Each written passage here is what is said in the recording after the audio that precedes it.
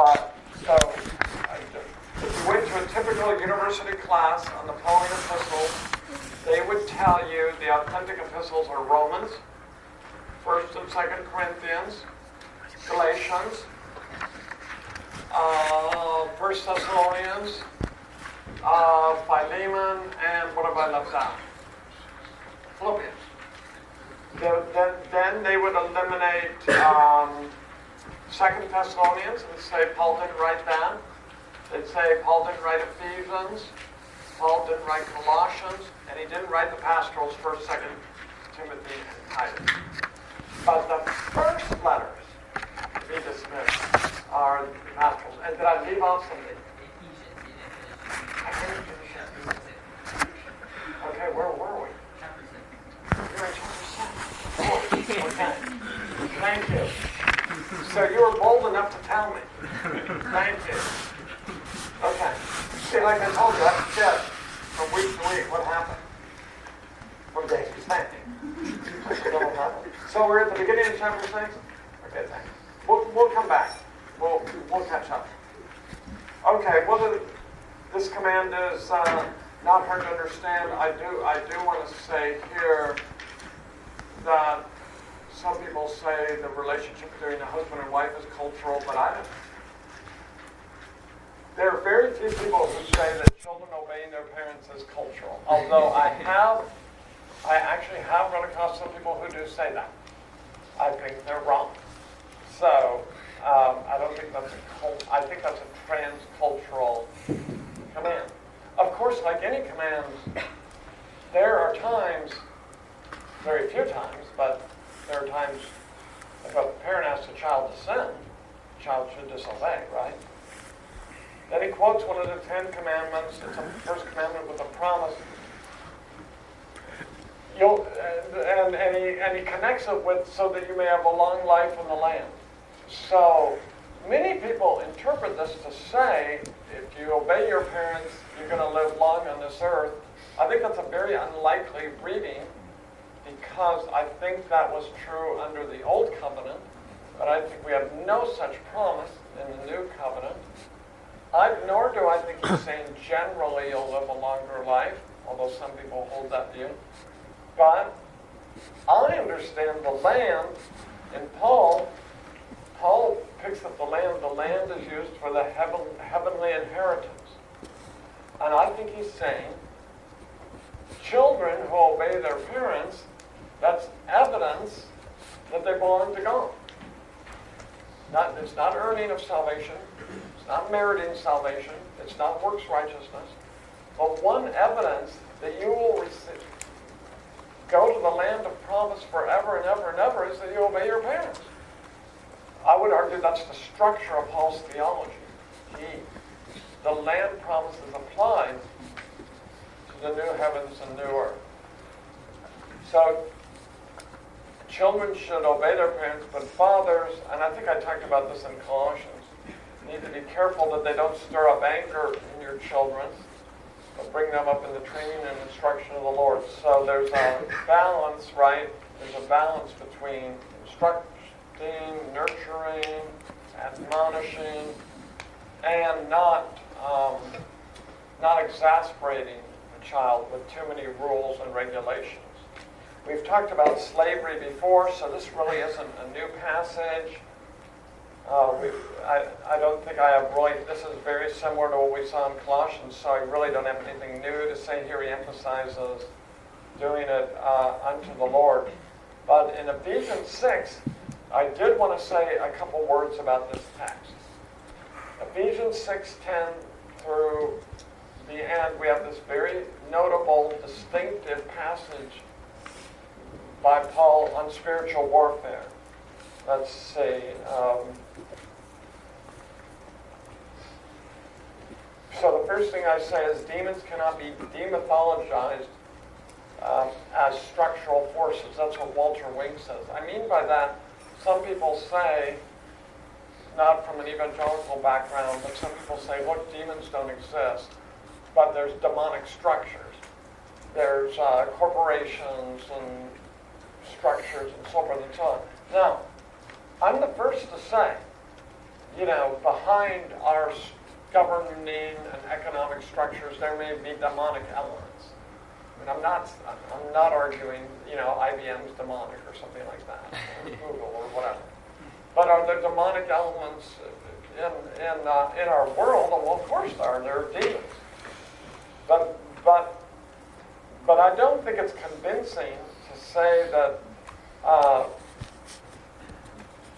what Paul says about demons here can be limited to this, because I think Paul really believed demons existed and Satan existed. So this is a move by people who don't believe in the demonic. So that's the first thing. Second, I've already said this earlier, but don't overemphasize the correspondence in armor.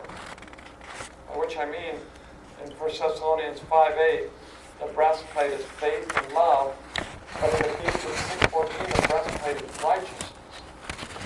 So you see my point? My point is, well, you can't say there's great significance in the breastplate being faith and love if it's a different characteristic or character quality in Ephesians from 1 Thessalonians. So, I think then I want to just come back to this passage and say, I don't know where things are as much, in the last years when I taught this, there were great emphases on spiritual warfare, which is obviously a key matter, isn't it? But these things must be understood biblically. We are in a great spiritual battle with invisible, demonic forces. Our battle isn't against flesh and blood. So, there's C.S. Lewis is right in saying some people make the mistake of not thinking about demonic forces at all. Others overemphasize them. So maybe in our circles often we underemphasize the role of the demonic, perhaps. There really are demonic, invisible, spiritual forces against which we battle. So that's important to see. However, if we think of the other side, sometimes these are taken in very, very strange ways by some people. I know a professor at another seminary. He's not teaching anymore. This is some years ago, but this is a very respectable seminary, very well known, one of the most famous in the world. But I'm not going to tell you which one it was. But he'd come in with a glass of water and he'd say, most of you students out there, this is a Christian school. You have demons in you, and I'm going to. He was dead serious. I'm going to cast the demons in this glass of water. And that's what he'd do, or at least alleged to do during class. Well, I think that's utterly bizarre. I hope you think that too. First of all, I don't think personally that Christians can be demonized in that way. And how a professor could walk into class and know that the students have demons in them, I think is just mind-boggling. And this guy's a very, very bright person. I know another professor from the same seminary, he got into territorial spirits. Have you heard of that?